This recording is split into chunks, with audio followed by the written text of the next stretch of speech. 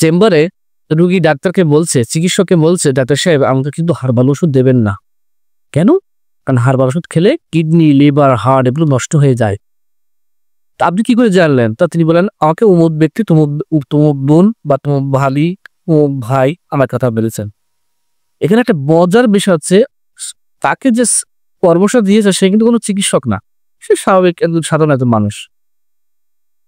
এখন বিষয়টা হচ্ছে যে হার্বাল ওষুধ খেলে কি আসলে সত্যি সত্যি কিডনি, লিভার, হার্ট নষ্ট হয়ে যায়? এটা খুবই চিন্তার একটা বিষয়।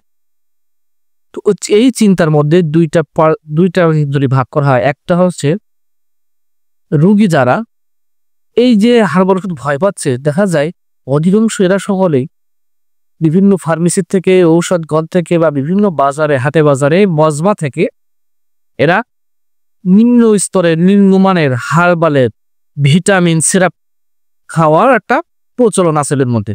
100 টাকা 150 টাকায় চিকন স্বাস্থ্য মোটা করার জন্য প্রচুর পরিমাণে এরা খায়। একটা জায়গায় 5টা খায়, 7টা খায়। এমন আইসি সে 1 বছর ধরে খাচ্ছে, এমন ব্যক্তির সাথেও আমার সাক্ষাৎ হয়েছে।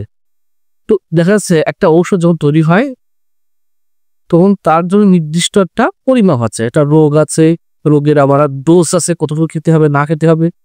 দেখা যায় আমাদের গ্রামগঞ্জে দেখা যায় অধিকাংশ মহিলা বা পুরুষ তাদের রুচি নেই, দোকানে যেই বলছে ভাই আমার একটা রুচি হওয়ার ওষুধ দেন তো, ওটা স্বাস্থ্য হওয়ার ওষুধ দেন তো, দোকানদার একটা স্বাস্থ্য ওষুধ দিচ্ছে এবং দেখা যাচ্ছে বাড়িতে ইচ্ছার মতো খাচ্ছে।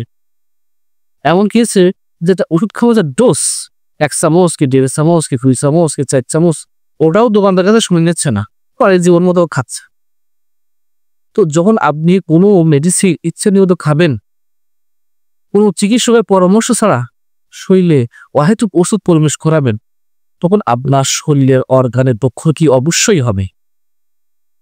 এই জন্য আপনাদের সচেতন হওয়াটা খুবই জরুরি।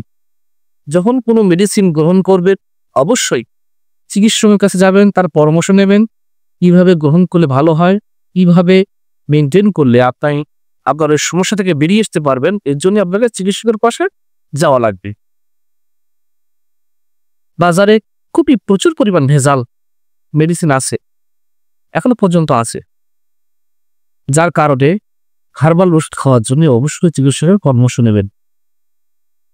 এবং হার্বাল বিষয়ে ইউনানি, আয়ুর্বেদিকে অনেক ভালো ভালো চিকিৎসা ব্যবস্থা আছে, কিন্তু মানুষ এই ভিটামিন পাল্লায় পড়ে এই ভালো চিকিৎসা ব্যবস্থাটা আজকে দুর্নামগ্রস্ত হয়ে গেছে।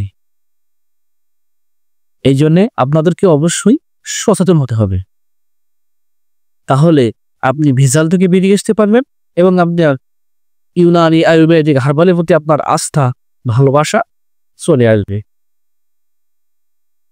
সকলের সুস্বাস্থ্য কামনা করি। কোনো চিকিৎসা বিষয়ে পরামর্শ লাগতে আমার চেম্বারে আসতে পারেন, আমার নাম্বারে যোগাযোগ করতে পারেন।